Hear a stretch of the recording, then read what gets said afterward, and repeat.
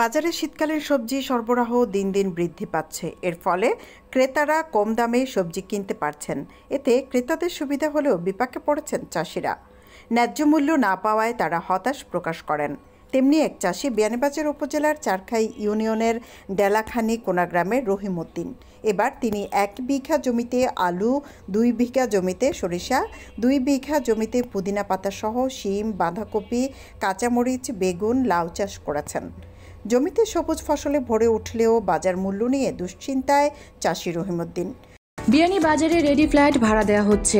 পৌর শহরের TNT রোডে ইবনে আল মতিন টাওয়ারে শিশুদের জন্য বিনোদন, সুসজ্জিত বেডরুম, রুচিশীল balcony, kitchen, dining, lift, CCTV, বিশাল পার্কিং ও ছাদ সহ থাকছে আধুনিক সুবিধা।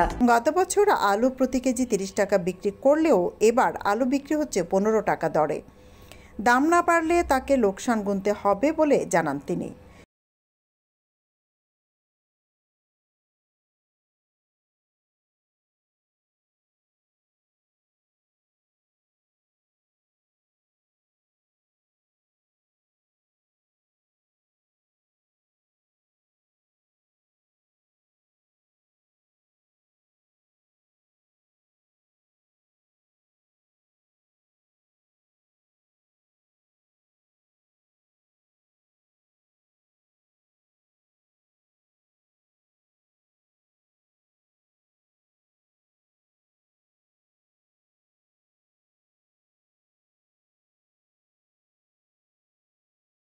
জমি থেকে উৎপাদিত ফসলে নিজের পরিবারের চাহিদা পূরণ হলেও বাড়তি ফসল তিনি বিক্রি করে ন্যায্য মূল্য পাবেন কিনা এ নিয়ে শঙ্কায় রয়েছেন।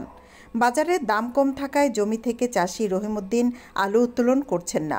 একই সাথে বাজার মূল্য না পাওয়ায় পুদিনা পাতা বিক্রি না করে বীজ উত্তোলন করবেন বলে জানান।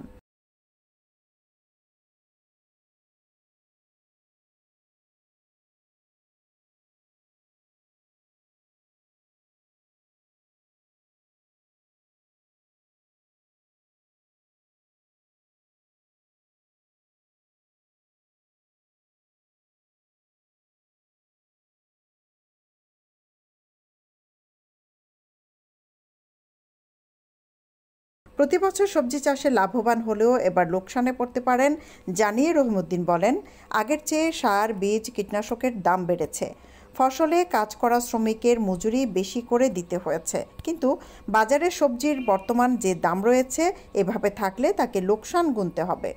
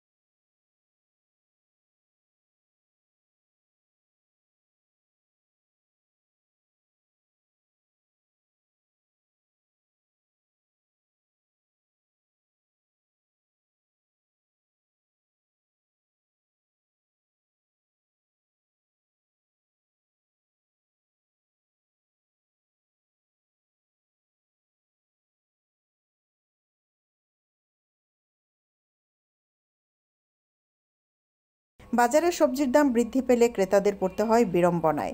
আবার সবজির দাম কমে আসলে বিপাকে পড়েন চাষিরা। এই অবস্থায় বিকল্প খোঁজা ছাড়া আর কোনো উপায় নেই চাষিদের। সৈয়দা আখি হক, এবিটিভি।